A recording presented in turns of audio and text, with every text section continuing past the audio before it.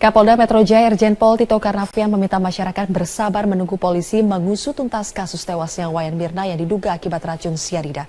Menurut Tito, gelar perkara akan segera dilakukan. Jika telah memenuhi unsur dan tersangkanya sudah ditetapkan, kepolisian akan segera merilisnya kepada media.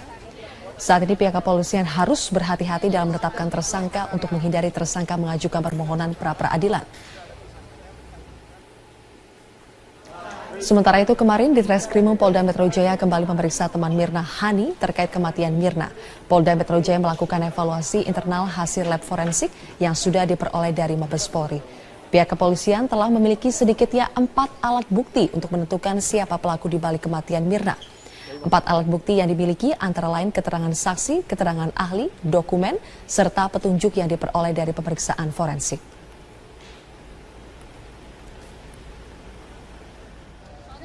Sedang digelar perkara, kalau nanti sudah ada tersangkanya diajukan, setelah itu kita berkas selesai, baru kita akan rilis. Daripada seri rilis seperti ini nanti sudah berkembang keruan. Oke.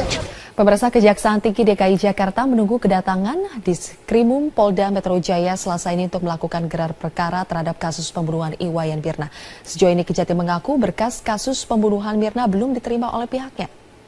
Meski mengaku belum menerima kabar akan dilakukannya ekspos atau gelar perkara kasus pembunuhan Mirna oleh Polda Metro Jaya, Humas Kejati DKI Jakarta Waluyo memastikan gelar perkara akan berlangsung tertutup. Hal ini dimaksudkan demi mencegah bocornya proses penyidikan ke ranah publik. Ekspos kasus pembunuhan Mirna menurut Kejati bertujuan agar bisa menyamakan persepsi apakah kasus tersebut sudah lengkap atau belum untuk naik ke meja hijau. Sebab biasanya pihak Kejati akan memberikan masukan. Hingga kini siapa pembunuh Mirna masih menjadi misteri yang belum terjawab oleh pihak kepolisian. Polda Metro Jaya beberapa waktu lalu sudah memanggil sejumlah saksi, di antaranya teman Mirna, Jessica, dan Hani. Baru terima kemarin SPDP ya, berkasnya juga belum, gimana kita mau komentar kan gitu. Jadi intinya dalam rangka gelar perkara itu untuk konsultasi lah intinya begitu. Tersangkanya maupun belum itu bisa aja gelar perkara untuk menyamakan daripada persepsi gitu terhadap fakta tersebut gitu intinya begitu. Jadi kalau seperti itu. Kita beralih ke informasi lain, pemirsa. Seorang tenaga kerja wanita Indonesia terancam hukuman mati di Malaysia. Rita Krisdianti, TKW asal Ponorogo, Jawa Timur ini diduga terlibat dalam jaringan narkoba internasional. Pihak keluarga mengaku tidak percaya anak mereka Rita terlibat dalam jaringan pengedar narkoba internasional. Keluarga meyakini Rita dijebak. Rita yang merupakan warga desa Gabel, Kecamatan Kauman, meninggalkan rumah untuk bekerja menjadi TKI sejak 2010 lalu. Hingga kini Rita belum pernah pulang. Sebelumnya Rita pernah bekerja sebagai TKW di Hong Kong. Keluarga mengaku belum ada koordinasi apapun dari pemerintah. Rita Krisdianti ditangkap polisi di Raja Malaysia dengan barang bukti 4 kg sabu-sabu. Rita dititipi sebuah tas dari seseorang yang tidak dikenalnya sebelum akhirnya ditangkap.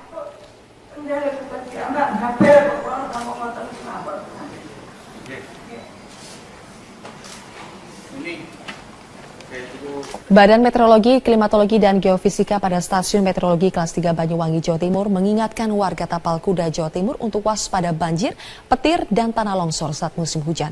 Berdasarkan data BMKG, Stasiun Meteorologi Kelas 3 Banyuwangi, puncak musim hujan di wilayah Banyuwangi, Situbondo, Bondowoso, dan Jember terjadi pada bulan Januari hingga Februari. Saat puncak musim hujan akan terjadi hujan lebat dalam waktu singkat disertai petir dan hujan lebat yang akan terjadi dalam waktu cukup lama. Titik daerah longsor yang perlu diwaspadai adalah jalur Banyuwangi Jember di Pegunungan Kumitir, jalur Banyuwangi Ijin di Jalan Licin dan Arak-arak, serta di Bondowoso jalur Arak-arak yang menghubungkan jalur Bondowoso Situbondo. Aku liputan yang di Tumbang Pitu Mas. Bencana banjir melanda sejumlah wilayah di Sumatera bagian selatan, diantaranya Jambi dan Bengkulu. Masyarakat menilai pemerintah daerah kurang antisipatif dan sigap dalam menangani masalah banjir. Nadia Atmaji akan melaporkan selengkapnya dari Palembang, Sumatera Selatan. Nadia, wilayah mana saja yang terkena banjir di wilayah Jambi? Zilvia, banjir di Jambi setidaknya terpantau di wilayah Kota Sungai Penuh dan Kabupaten Batanghari. Untuk di Kota Sungai Penuh ini terjadi tepatnya di Kecamatan Tanah Kampung dengan ketinggian banjir kurang lebih dari 20 cm hingga 60 cm.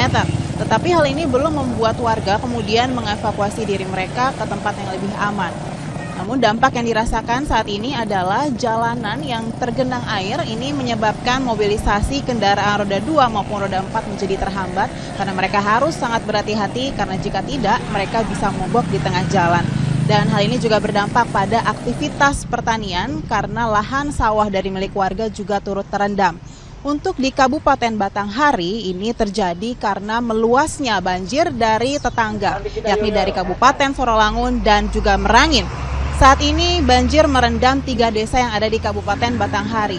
Dan dampak yang paling dirasakan adalah mobilisasi dari warga yang kemudian harus menggunakan perahu getek untuk bergerak dari satu titik ke titik yang lain. Dan selain itu juga aktivitas di perkebunan, misalnya saja pada perkebunan sawit dan juga karet menjadi terhambat karena perkebunan yang juga turut terendam dengan ketinggian yang cukup tinggi mencapai 1 meter.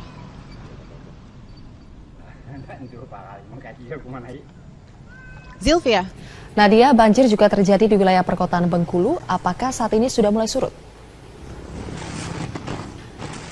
Untuk banjir yang terjadi di Bengkulu, saat ini sudah mulai surut. Awalnya banjir ini sempat merendam 4 kelurahan yang ada di kota Bengkulu, diantaranya adalah Kelurahan Rawa Makmur, Kelurahan Tanjung Agung, Tanjung Jaya, dan juga Surabaya. Saat ini keadaan dari banjir sudah mulai surut dan menyebabkan warga yang sebelumnya rumahnya terendam, mereka sudah kembali ke rumah mereka masing-masing dan melakukan pembersihan dari rumah mereka karena sebelumnya banjir membawa lumpur sehingga rumah mereka kotor dan juga mulai membersihkan dan merapihkan rumah mereka karena banjir ini sebelumnya cukup tinggi merendam rumah mereka hingga mencapai 30 cm. Tetapi saat ini sudah mulai surut dan aktivitas sudah kembali berjalan normal.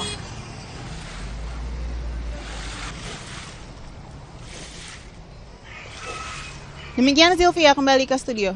Nadia Atmajim melaporkan langsung dari Palembang, Sumatera Selatan. Pemirsa Metro Update akan kembali saat lagi dengan informasi mengenai Menteri Pendidikan dan Kebudayaan Anies Baswedan yang menjamin pendidikan bagi anak-anak ex-Gavatar yang dipulangkan oleh pemerintah. Bersama saya, Zilvia Iskandar. Berikut adalah Metro Update selengkapnya.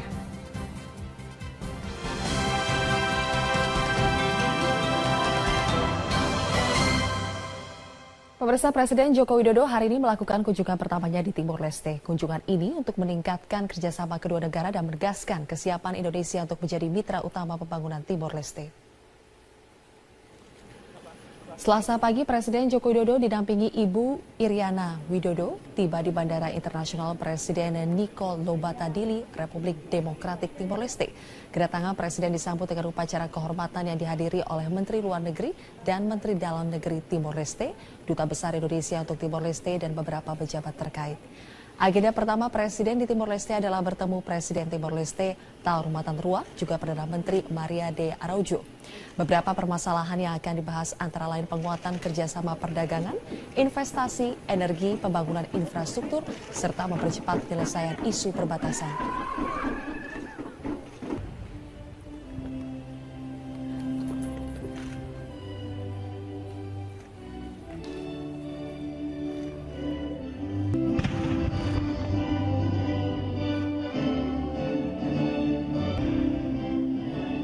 Kapolda Metro Jaya Irjen Pol Tito Karnavian meminta masyarakat bersabar menunggu polisi mengusut tuntas kasus tewasnya Wayan Mirna yang diduga akibat racun sianida. Menurut Tito, gelar perkara akan segera dilakukan. Jika telah memenuhi unsur dan tersangkanya sudah ditetapkan, kepolisian akan segera merilisnya kepada media. Saat ini pihak kepolisian harus berhati-hati dalam menetapkan tersangka untuk menghindari tersangka mengajukan permohonan pra-peradilan. Sementara itu kemarin di Treskrimum Polda Metro Jaya kembali memeriksa teman Mirna, Hani, terkait kematian Mirna. Polda Metro Jaya melakukan evaluasi internal hasil lab forensik yang sudah diperoleh dari Mabes Polri. Pihak kepolisian telah memiliki sedikitnya 4 alat bukti untuk menentukan siapa pelaku di balik kematian Mirna. 4 alat bukti yang dimiliki antara lain keterangan saksi, keterangan ahli, dokumen, serta petunjuk yang diperoleh dari pemeriksaan forensik.